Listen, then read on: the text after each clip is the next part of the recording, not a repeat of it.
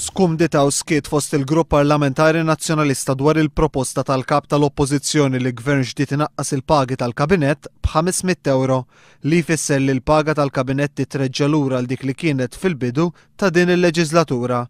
Numru ta' deputati nazzjonalisti jaraw għal kollox il-mistoqsijiet ta' One News. 500 €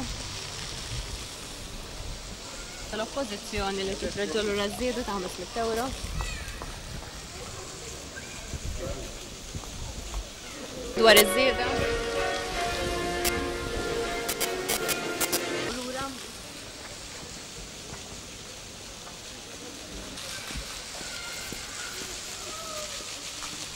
L-uniċi deputati li tkellmu ma' One News taw tweġibiet li m'għandhomx jaqsmu xejn mal-mistoqsija li għamilna. Fosthom is-Segretarji Parlamentari Jason Azzopardi u Chris Sajt kif ukoll il-Prim Ministru li l-kol kemm huma ħadu żieda ta' 500 € fil-ġimgħa. Qabel mal-proposta tal-kap tal-Oppożizzjoni li żieda tal-Kabinett titreġġa lura, m'għandekx opinjoni? Jiena naqbel fil-budget li ppreżenta l-Gvern. Ma taqbilx mal-proposta? Proposta tal-kap tal-Oppożizzjoni li żieda fil-pagi tagħhom titreġġa lura?